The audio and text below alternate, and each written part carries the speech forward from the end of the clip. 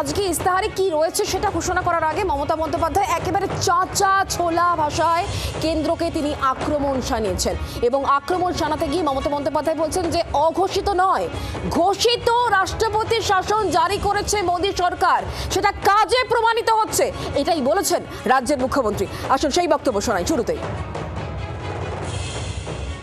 সব বাংলার অফিসারদের যদি তুলে নিয়ে যাওয়া হয়, বাংলার মানুষকে দেখবে কে?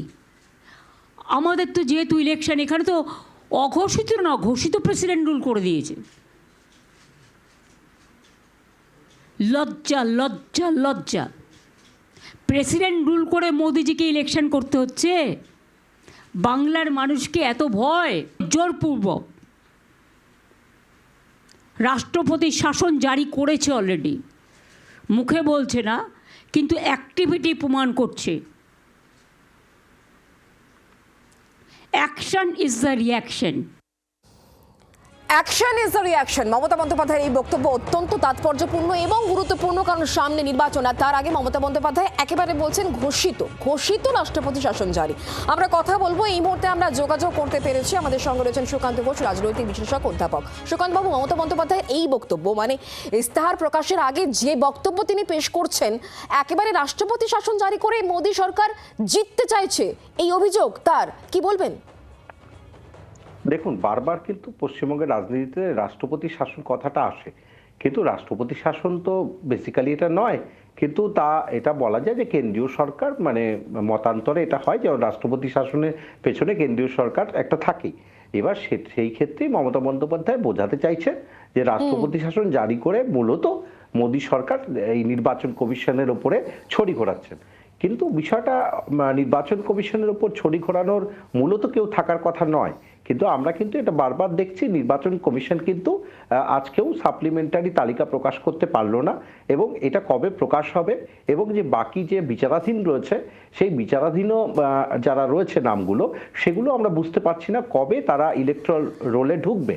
সুতরাং সব জায়গা থেকে দেখতে গেলে এটা বলতেই হয় যে মমতা বন্দ্যোপাধ্যায় যেদিকে মানে মূলত আক্রমণ করতে চাইছেন, আইএস অফিসারদের সরিয়ে দেওয়া হচ্ছে বিভিন্ন জায়গায়, কারণ নির্বাচন কমিশন আগেই বলেছিল যে নির্বাচন পরবর্তী হিংসায় গত বিধানসভাতে যারা যুক্ত ছিল যে সকল অফিসাররা ওনারা মনে করছেন তাদেরকে মূলত সরিয়ে দেওয়ার কথা বলা হয়েছে। সেই লিস্টটা নির্বাচন কমিশনের কাছে এসেছে। এবার এইখান থেকেই ওনার মধ্যে এটা এসেছে যে রাষ্ট্রপতি, কারণ আইএস অফিসারদের মুখ্য সচিবদের সরিয়ে দিয়ে কোনো না কোনোভাবে এই নির্বাচনকে একটা কন্ট্রোলে নেবার চেষ্টা কিন্তু নির্বাচন কমিশন করছে, যে নির্বাচনটাকে সুষ্ঠু এবং সঠিকভাবে হবার জন্য। আর সেই জায়গাটা উল্লেখ করতে গিয়ে মমতা বন্দ্যোপাধ্যায় কিন্তু এখানেই থেমে থাকেননি, তিনি আরো বেশ কিছু আক্রমণাত্মক শব্দ ব্যবহার তিনি করেছেন। আমি সেই জায়গায় আসবো, তবে যেটা বলছিলাম না শুরুতেই, যে একটা চমক তিনি রেখেছেন ইস্তাহারে অনেক কিছু তিনি বলেছেন, তার মধ্যে সব থেকে গুরুত্বপূর্ণ এবং তাৎপর্যপূর্ণ হলো এবার থেকে দুয়ারে চিকিৎসা। মমতা বন্দ্যোপাধ্যায় এই ঘোষণা করেছেন, অভিষেক বন্দ্যোপাধ্যায়কে পাশে বসিয়ে একেবারে এই ঘোষণা তার, এটা কতটা গুরুত্বপূর্ণ সেটা জানবো আপনার কাছ থেকে, তবে তার আগে মমতা বন্দ্যোপাধ্যায়ের বক্তব্য শোনাই। এবার আমরা দুয়ারে চিকিৎসা করব। আগে যেমন দুয়ারে সরকার করেছে, ওগুলো তো যেমন চলবেই। আমার পাড়া আমার সমাধান 8,000 কোটি টাকা দিয়েছি এলাকায় বুথে। সেই কাজগুলোই যারা করছিল তাদের সব তুলে নিয়ে গেছে যাতে করতে না পারে ভোটের আগে। ও কাজ তো হবেই। দুয়ারে প্রতি বছর প্রতি ব্লকে প্রতি টাউনে দুয়ারে ক্যাম্প হবে, দুয়ারে স্বাস্থ্য। এই বিষয়ে নিয়ে কথা বলবো শ্রেয়সী গঙ্গোপাধ্যায় এই মুহূর্তে আমার সঙ্গে রয়েছেন, আমার প্রতিনিধি টেলিফোনে। শ্রেয়সী, একেবারে সেবাশ্রয় ক্যাম্প যেভাবে আমরা হতে দেখেছি জেলায়, এবার গোটা রাজ্য জুড়ে সেই মডেলটাই কি ছড়িয়ে দেওয়ার প্রচেষ্টা? দেখো, কার্যত কিন্তু তারই ইঙ্গিত পাওয়া যাচ্ছে এই ক্ষেত্রে, এই যে ইশতেহার প্রকাশ করা হয়েছে আজকে, এবং সেখানে কার্যত মমতা বন্দ্যোপাধ্যায় যেটা বলছেন যে এক্ষেত্রে প্রতি বছর প্রতিটি ব্লক এবং শহরে দুয়ারে চিকিৎসার যে ক্যাম্প, সেই ক্যাম্প করা হবে। এবং এর পাশাপাশি তিনি বলছেন যে প্রতিটা ব্লকের যে স্বাস্থ্য কেন্দ্রগুলো রয়েছে সেই স্বাস্থ্য কেন্দ্রগুলোতে ন্যায্য মূল্যের যে ওষুধের দোকান, সেই ওষুধের দোকান তৈরি করা হবে যাতে মানুষ সহজলভ্য এবং একেবারে সস্তায় তারা যাতে ওষুধ কিনতে পারেন, সেই বিষয়টা কিন্তু কার্যত সুনিশ্চিত করা হবে। এর পাশাপাশি কিন্তু কার্যত যেটা তোমাকে জানিয়ে রাখি যে এর পাশাপাশি আরো বেশ কিছু উল্লেখযোগ্য জিনিস কিন্তু কার্যত এখানে তিনি উল্লেখ করেছেন আজকে ইস্তাহারে, যার মধ্যে অবশ্যই অন্যতম হচ্ছে যুব সাথী। এখানে তিনি স্পষ্ট বলছেন, ইস্তাহারে লেখাও রয়েছে যেটা, সেখানেও বলা হচ্ছে যে এক্ষেত্রে যুব সাথীর ক্ষেত্রে কিন্তু যতদিন না পর্যন্ত কর্মসংস্থান হয় ততদিন পর্যন্ত কিন্তু কার্যত যুব সাথীর যে বার্ষিক মানে 5 বছরের টাইম লিমিটটা রইলো না, একেবারেই রইল না। সেক্ষেত্রে যতদিন না পর্যন্ত তার কর্মসংস্থান হচ্ছে ততদিন পর্যন্ত কিন্তু কার্যত তিনি মাসিক এই সাহায্য তিনি পাবেন, এমনটাই বলা হয়েছে। বাজেটে যেটা বলা ছিল যে যতদিন না পর্যন্ত কর্মসংস্থান হচ্ছে অথবা 5 বছর, যেটা আগে হবে ততদিন, ফলে সর্বোচ্চ 5 বছর পর্যন্তই পাওয়ার কথা ছিল। কিন্তু এক্ষেত্রে ইস্তাহারে বলা হচ্ছে যে যতদিন না পর্যন্ত কর্মসংস্থান হবে ততদিন পর্যন্ত সেক্ষেত্রে যুব সাথীর যে সাহায্য সেই সাহায্য পাওয়া যাবে। এর পাশাপাশি কিন্তু আছে এক্ষেত্রে 30 লক্ষ বাড়ি তৈরি করা হবে এবং এক্ষেত্রে বলা হচ্ছে আগামী 10 বছরের মধ্যে পশ্চিমবঙ্গকে ভারতের তৃতীয় অর্থনৈতিক হিসেবে রাজ্যের সেই রাজ্যে কিন্তু পরিণত করা হবে, সেই কথাও কিন্তু বলা হয়েছে। শুধু তাই না, এর পাশাপাশি তোমাকে জানিয়ে রাখি যে এক্ষেত্রে বিদেশিদের যে সংখ্যা, অর্থাৎ পশ্চিমবঙ্গে বিদেশিদের যে সংখ্যা, সেই সংখ্যাও কিন্তু আগামী কয়েক বছরে কিন্তু সেটাকে আরো কয়েক গুণ বাড়ানোর কথাও কিন্তু এক্ষেত্রে ইস্তেহারে বলা রয়েছে। এছাড়াও রয়েছে এক্ষেত্রে কৃষকদের ক্ষেত্রে কিন্তু আলাদাভাবে কৃষি বাজেট করার কথা বলা হচ্ছে এবং এর পাশাপাশি ক্ষুদ্র শিল্প এবং অন্যান্য শিল্পের ক্ষেত্রেও জোর দেওয়া হবে, তেমনটাও কিন্তু এই যে ম্যানিফেস্টো, সেই মানে সমস্ত স্তর একটা ছোঁয়ার চেষ্টা করেছেন মমতা বন্দ্যোপাধ্যায়। বুঝতে পারছি শ্রেয়সী, অনেক ধন্যবাদ আমাদের সঙ্গে টেলিফোন লাইনে থাকার জন্য। তবে এই ইস্তাহারে সুকান্ত বাবু আপনি কি বলতে চাইবেন, বিশেষ করে যুব সাথী এবং দুয়ারে চিকিৎসা নিয়ে?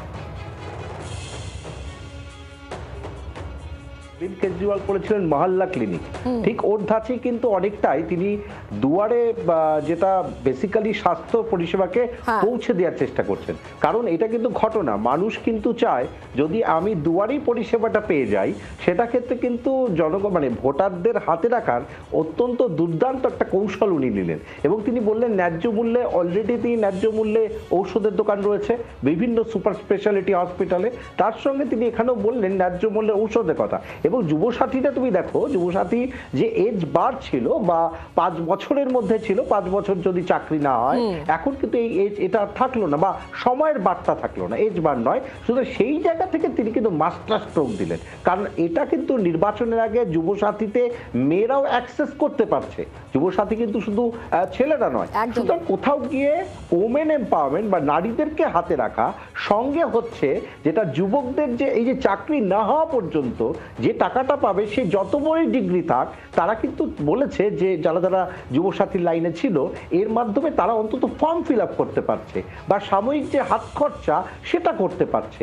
এই দুটো জায়গায় কিন্তু মমতা বন্দ্যোপাধ্যায় ইস্তেহারে পরিষ্কারভাবে জনগণ বা ভোটারদের বার্তা দিলেন যে তৃণমূল কংগ্রেস দুয়ারে স্বাস্থ্য পরিষেবাকে তারা নিয়ে এলেন এবং এর মাধ্যমে মানে একদিকে মমতা বন্দ্যোপাধ্যায় রাজ্যের মানুষকে বার্তা দিচ্ছেন যে তিনি সব কিছু করছেন, তিনি সকলের পাশে রয়েছেন, সেটা একেবারে যুব সমাজ থেকে, মহিলা থেকে শুরু করে, কৃষক থেকে শুরু করে প্রত্যেকের।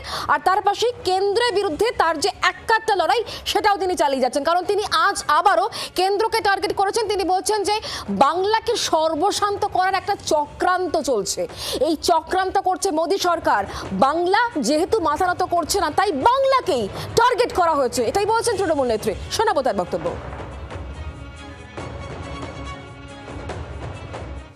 আগামীবার মোদী সরকার জিতবে না, ক্ষমতায় আসবেন না, কারণ মানুষ, ওনাদের দেশের মানুষ পছন্দ করছে না, বাংলা তো নয়। এবং তাই 1 ডিলিমিটেশন, 2 এনআরসি, 3 সেন্সাসের নামে মানুষের নাম আরও বাদ দেয়া, এটা ওদের পরিকল্পনা। দেশের মানুষকে সর্বহারা করে দেওয়ার এক গভীর চক্রান্ত মোদী সরকার করছে। বাংলার মানুষকে দমানো যাবে না, সামলানো যাবে না, তারা মাথা নত করে না। এবং একই কারণে বাংলা ওদের অনেক দিনের টার্গেট, কারণ ওরা চায় না বাংলার রাজ্যটা থাক, বাংলার অস্মিতা থাক, বাংলার ইতিহাস থাক, বাংলার ভাষা থাক, বাংলার মেধা থাক। আমাদের ছাত্র যুবরা হচ্ছে সবচেয়ে বেশি talented, just like sky high. That's why this government of India targeted Bengal, because they are very jealous. সুকান্তবাবু, আপনার কাছে আমার এটাই প্রশ্ন, মানে একদিকে ঢালাও দেওয়া প্রতিশ্রুতির বন্যা বইয়ে দিয়েছেন মুখ্যমন্ত্রী মমতা বন্দ্যোপাধ্যায় ইস্তেহারে, অন্যদিকে কেন্দ্রের বিরুদ্ধে লড়াইয়ে তিনি যে সর্বেসর্বা সেটাও একেবারে ছত্রে ছত্রে প্রমাণ করছেন তিনি। দেখো, এখন তুমি ভারতবর্ষে অন্য রাজ্যগুলো তো দেখবে মমতা বন্দ্যোপাধ্যায়ের যে লেভেলে বিরোধিতা করে বা করে আসছেন, বিরোধী দলনেতা হিসেবে হয়তো অনেকের নাম উঠে আসবে, কিন্তু মমতা বন্দ্যোপাধ্যায়ের মতো বিরোধিতা বা বিরোধিতার জায়গা তৈরি করতে পারছেন না।